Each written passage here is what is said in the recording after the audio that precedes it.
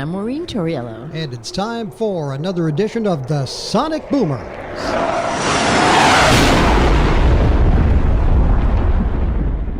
Episode number 73. Which means there are 72 other exciting episodes for you to check out. And if you haven't heard them before, they are new to you. This week, we are talking about He Just Smiled and Gave Me a Vegemite Sandwich. You probably know that as part of the lyrics from the song by Men at Work called Down Under. Or is it the Land Down Under? The Land Down Under, he says, I said, do you speak of my language? He just smiled and gave me a Vegemite sandwich. So a lot of people want to know just what the heck is Vegemite? Well, we're going to find out today, Maureen and I, because we love all things having to do with Australia.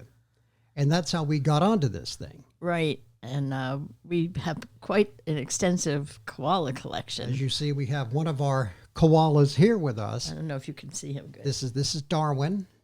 Say hello to, there we go, there's Darwin. And Darwin brought with him a bottle of Vegemite, which I will hold up to the camera here for those of you watching. That is genuine Vegemite, direct from Australia. And I'll show you what it looks like. It looks... I'd hate to tell you what I think it really looks like. It looks like axle grease.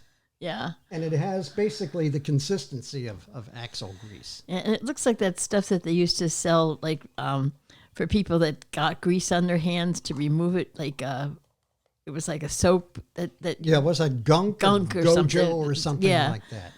So it has that kind of a look to it. So this is a 220-gram container, of course, in grams because it's from Australia. And it'll run you about $9 to get this. We got this on Amazon. This shows you how crazy we are to spend $9 on something that we've never even tried before. I'd prefer to think of us as adventurous. Thank you. Thank you. Always putting the good spin on it. That's my job. It's adventurous at $9. When you get up into three figures, now it's stupid. So first of all, we're going to talk a little bit about, we want to do a shout out, first of all, because we have a lot of countries that are checking out our podcast now. That's so exciting. Not just here in the United States, but we have 14 countries in addition to the United States. Shout out to the world. Colombia, Ireland, Germany, Russia, Canada, Aruba, the United Kingdom, the Netherlands, Australia. Cool. Good day, mate. Dominican Republic, New Zealand, Austria, Brazil, and Singapore. What a selection. Isn't that wild? Yeah. That's the cool thing about podcasting. You never know where you're going to have listeners. You don't know who's listening. So let's talk a little bit about Vegemite. Okay. Vegemite is, as you could see, dark brown, they say savory, invented in Australia in 1922.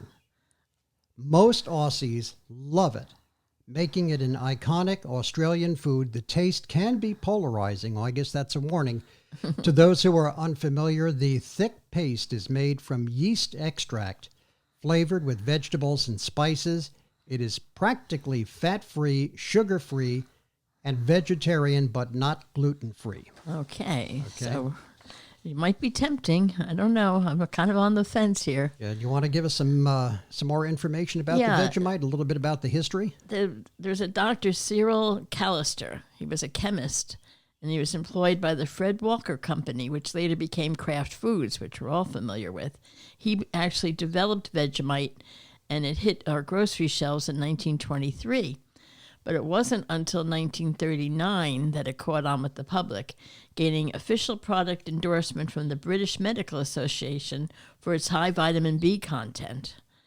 And then by 1942, Vegemite was so firmly fixed in Australian hearts and palates, it had to be rationed in order to meet the huge demand by the armed forces during World War II. Today, Australians are known to travel outside of their country with jars of Vegemite in their luggage for fear of having to do without it. Can you imagine that? Now, how do they get through TSA? Don't they check those things?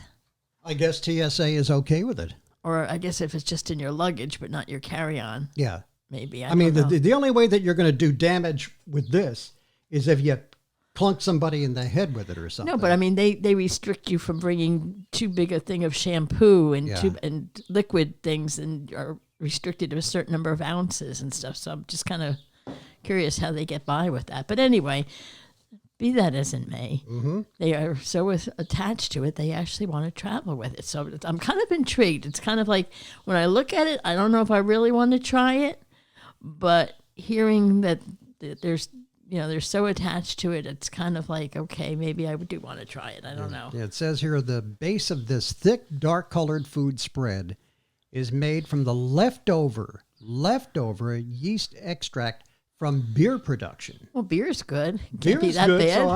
so how bad can it be?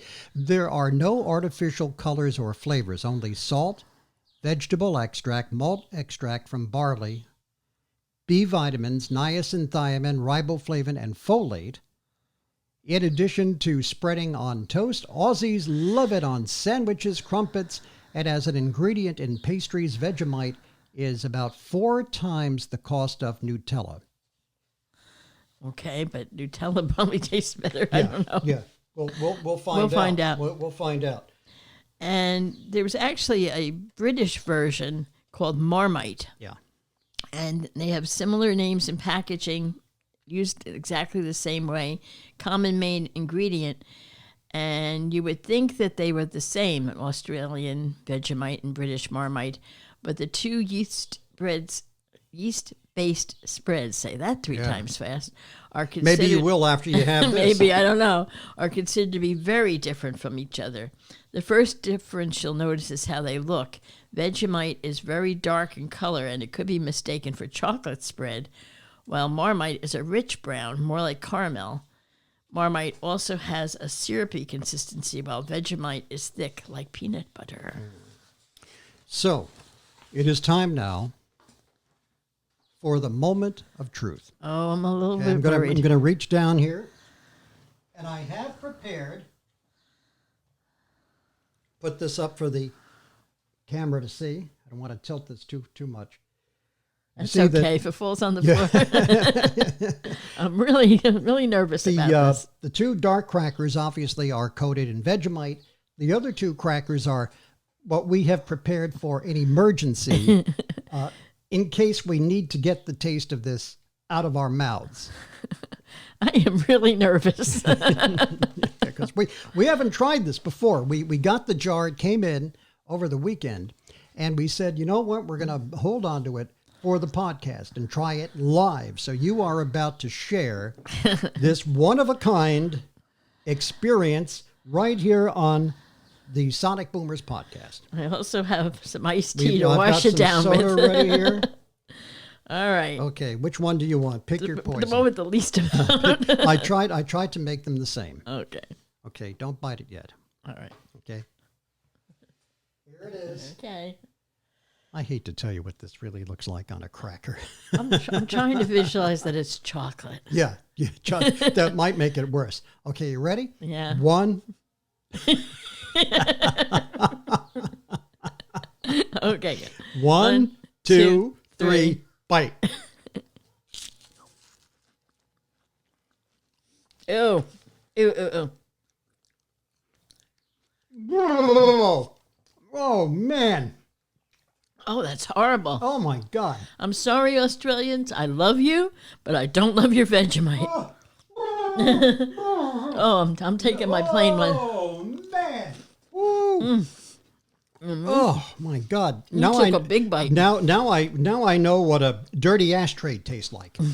Holy mackerel. It was very bitter. It's salty and bitter at the same time. Yeah. Ooh. It looks like chocolate, sort of, but that's where the similarity ends. Now, we put these on Ritz crackers, and you know what they say. Everything's better when it sits on a Ritz. Not these. Not this. Not this. A Ritz cracker cannot fix this. I'm sorry. I really feel badly because I wanted to like it. He thinks it's funny. I wanted to like it so badly because I just like all the Australian things and I wanted to be cool. Darwin knew.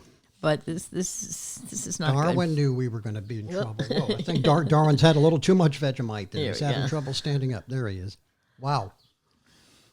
Well, it says when you comes to taste differences between, I guess, the Vegemite and the Marmite, it depends on who you ask. Of course, it also depends on who you ask as to whether you like Vegemite or not. Vegemite is salty with a prominent umami flavor. I don't know what that is. How do they spell it? U-M-A-M-I. Umami. Yeah. You mama. Yo mama. Marmite has a slight sweetness to it, but others will not find any hint of sweetness in the Marmite and will describe it the same way as Vegemite. Yeah. Both are an either you love it or hate it food and fall into the category of acquired taste. Boy, I wish I had seen that first. I know how we feel about it. I wish I had seen that first. Wow. Well, there's $9 that we're never going to see again. Oh, well, we're being adventurous, yes, like I said. Yes, we are. That's right. As I said, if this had been over $100 for this stuff, it would have been stupid, not adventurous. Well, hey, listen, if anybody needs a jar of Vegemite, drop us a line and we'll send it to you. One thing describes it as an acquired taste and one that frankly defies description. Yeah, I would agree with that. Yeah, I would say it's salty, right? It's malty, and bitter. Well, it says if push comes to shove, it can best be described as having a salty taste with a subtle bitterness. Yeah, see? And the umami flavor may remind some of an intense soy sauce. The uninitiated should try it in small doses at first. Well, that's what we did. At least we did that right. Yeah. Thank God we didn't put a big glob on a cracker. We'd be calling for ambulances here now. And I don't believe it. Like the Australians will have that for breakfast. They love it. They'll take like a piece of toast and put butter on it, and then the Vegemite, and that's like a breakfast staple. And it's very healthy. It's healthy. It is I mean, loaded with B complex. I wanted to like it. They've got the ingredients. The niacin and all that stuff. And very low on carbohydrates, which is good for diabetics. Which is good for those of us who are diabetic. There's all kinds of good stuff in here, and it's probably really healthy to eat. But they used to say when we were kids, cod liver oil and castor oil were good for you too, and you probably found out what those tasted like when you were a youngin'. So that's our adventure with Vegemite yeast extract, as it says here, proudly made in Australia since 1923. It says also that it's typically Vegemite is lightly spread on toast or crackers along with some butter. Mm-hmm. The key word here is lightly. Lightly, right. As a very little goes a long way to its strong taste. Yep. It can also be spread on toast with cheese slices or avocado, or spread on toast to make Vegemite soldiers for dippy eggs. I guess it's an Australian thing. I think so. Vegemite is sometimes used to flavor soup stocks or meat pies and meat and potato pies. And then there are those who just like to eat it by the spoonful directly from the jar. No. The way that I eat peanut butter. Oh, no. I love peanut butter on a spoon right out of the jar. I don't like either. No. But the Vegemite, no. No. Like we said, we got ours from Amazon. Yeah. It may be a little bit difficult to find because you're probably not going to find it on your grocery store shelf. I have never seen it. I've never looked for it either, truthfully. I'm not going to be looking for it again anytime soon, I'll tell you that. But it may be on some of like the more specialty supermarkets that have like an international aisle or something like that, like a gourmet kind of supermarket you might find. Oh, yeah, that's a gourmet food, all right. I expect to see this one in Whole Foods. And they have... It really does. It looks like... I remember we used to have this lithium grease lubricant in our garage, and that's what it looks like. It just looks like a... You know what else it looks like to me? What? That drawing salve. Yes. that, I don't know what that even was. It was like a Icothamol ointment, they call it. Okay, it was like a it's first made aid from thing. Fish. It was like a first aid thing to like to draw infections out of like, a wound. Yeah. Yeah. Yeah, that's what it kind of looks very, like. very similar look to it.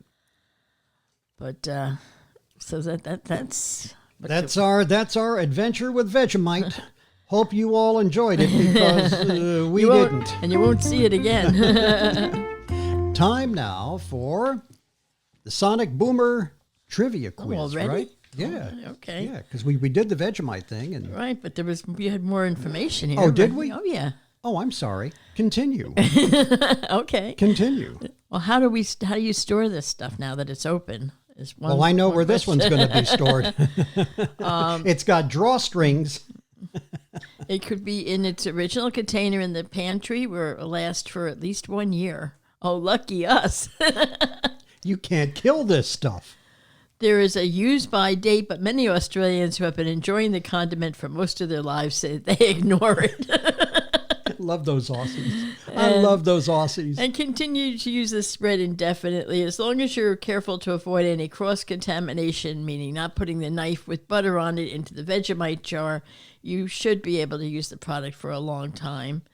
And we've gone through what some of the nutritional benefits are with the different vitamins. It says store in a cool, dry place. Okay. And some of the benefits are supposedly, all the vitamins, of course, but they also improve your overall health. It's supposed to improve brain function, so maybe we'll get smarter after this. And not do this again. Energy levels, woohoo, cell metabolism. And these vitamins also promote good digestion, proper nerve function, cardiovascular health, muscle tone, cholesterol, and hormone production. And for those who have to be on a salt-free or salt-restricted diet, They do have a reduced salt version, and it also has no artificial colors or flavors, and is certified halal and kosher. So there you go. Well, the bottom of this, there's a code here, and it looks to me like the expiration is March of 2022. Okay, so that's not even a year. Yeah. Yeah, so if we that's just what got it it is, now. because it's just K10MAR22C. Yeah, so I I'm would thinking think so. Yeah. that's it. So we have till March to figure out how we're going to use How this. we're going to use this up. I would be curious to see, like, if mixing it into something. Like they were saying, like into soup stock or something like that. I could see maybe then. I was thinking about using it to grease the car myself. Okay. Your bicycle chain needs a little. Yeah. Well, anyway. Wow, that was pretty heinous. That was certainly an enlightening experience. And now. we. It is time for our trivia quiz. Have you picked a question for me already? Yeah, I'm going to get tough on you this week. Sometimes I look all and right, I pick then things. All right, I'm going to get tough on you then. Oh, well, then, all right. I don't know if I should have said that then. Let's see. What mayor this is in the news category. Okay. What mayor was described as a first-class SOB wheeler dealer on Richard Nixon's White House enemies list? Mayor. I think I know this. Oh, darn it. Go ahead. Chicago Mayor Daley. No. Really? No. Sorry. And I was feeling pretty confident on that. Oh, I like it when you're feeling confident and I pride can shoot you down. Pride goeth before a fall. It was John Lindsay. Really? Yes. I remember John Lindsay as a kid. It's a New York mayor, right? New York mayor, yeah. I think he was. I can't remember if he was before Beam or after Abe Beam. I'm thinking he was after Abe Beam. I have that. You got me on that. Yeah. But whenever Nixon was on those years. Wow. Okay. I thought for sure it was Daley because Daley was a tough. He was a tough guy. cookie, but people liked him. All right, and we're going to try yours now. All right. What category? This is what is SS again? Silver screen. Silver screen. Okay, I see why. What folk singer was nominated for an Academy Award, an Oscar, in 1974 for the movie Antonia, a portrait of the woman about her former piano teacher?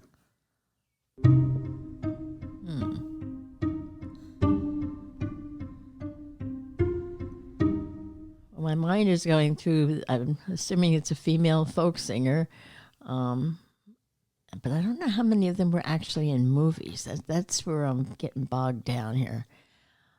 I'm going to say Joan Baez.